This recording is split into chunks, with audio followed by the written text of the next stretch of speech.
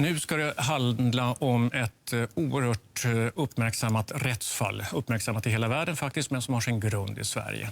Och det handlar om Julian Assange. För inom de närmaste dagarna så kommer en del av anklagelserna mot Wikileaks-grundaren Julian Assange att preskriberas, det vill säga avskrivas.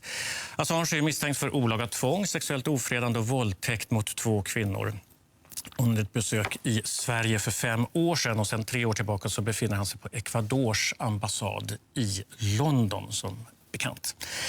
Här i studion finns Thomas Olsson, företrädare för Julian Assange. Vad innebär den här preskriberingen egentligen? Den innebär ju att 3 av de här 4 anklagelserna inte kommer att lagföras. Och det är naturligtvis beklagligt att det har tagit så lång tid att avsluta det här ärendet. Det borde ha skett långt tidigare. Men det är inte generande också för Julian Assange att man inte får ett avslut i det, utan misstankarna liksom hänger kvar och det blir inte utrett?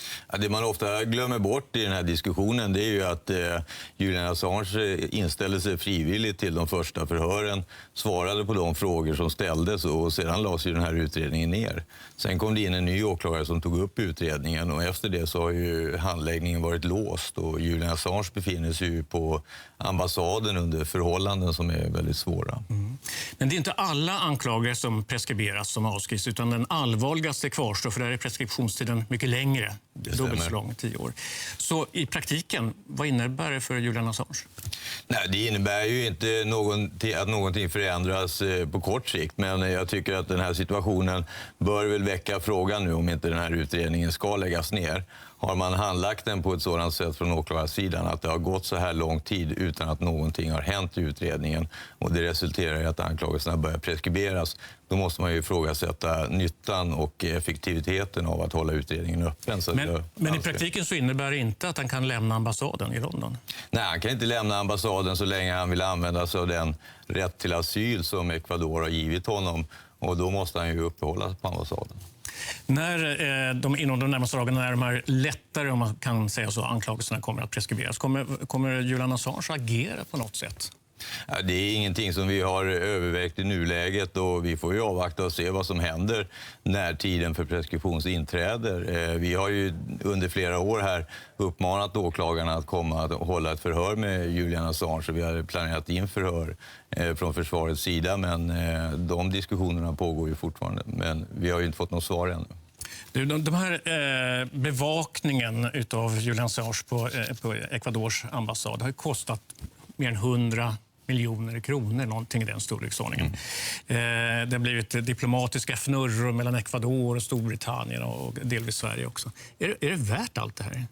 Ja, det är ju en fråga som åklagarmyndigheten borde svara på därför att Julian Assange har ju under flera år erbjudit sig att ställa upp på ett förhör på den ekvadorianska ambassaden, vilket hade varit det naturliga steget för att få utredningen att gå framåt.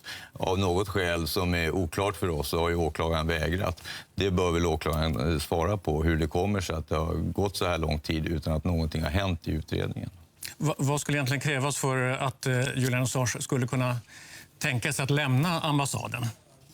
Ja, den situationen är ju inte möjlig att svara på därför att anledningen till att han befinner sig på ambassaden är ju en oro över att han ska bli utlämnad till USA och lagföras där med anledning av de väldigt allvarliga anklagelser som USA riktar mot publiceringarna på Wikileaks och de hot som har uttalats mot Julian Assange personligen av personer i officiell ställning i USA. Så att så länge det hotet finns, och det hotet är ju en fråga av internationell karaktär, så kan han ju inte lämna ambassaden därför att då avstår han ju från den rätten till asyl som Ecuador har gett honom. Mm. Men i praktiken så är det status quo. När de här 3 anklagelserna preskriberas så kommer egentligen ingenting alls att hända med Julian Assange liv på ambassaden. Jag tror det kommer att bli en diskussion om hur det här ärendet har handlagts av åklagarmyndigheten och den diskussionen behövs.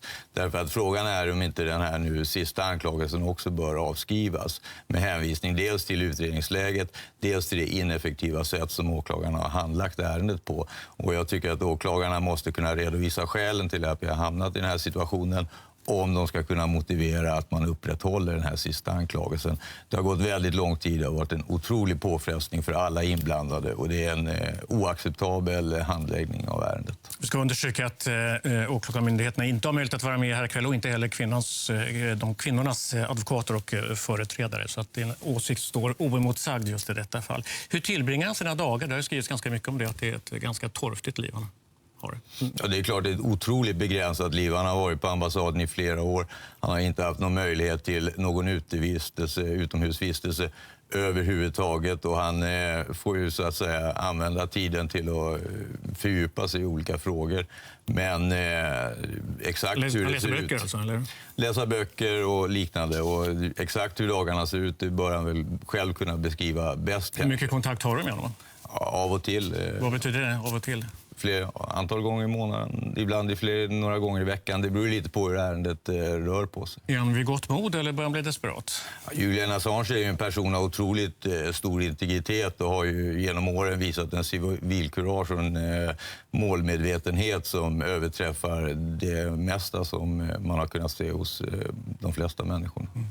Tack så mycket, Thomas Olsson, som alltså är Julian Assange advokat. Och de närmaste dagarna så kommer alltså en del av de anklagelser som har riktats mot honom att preskriberas, men dock icke den allvarligaste punkten.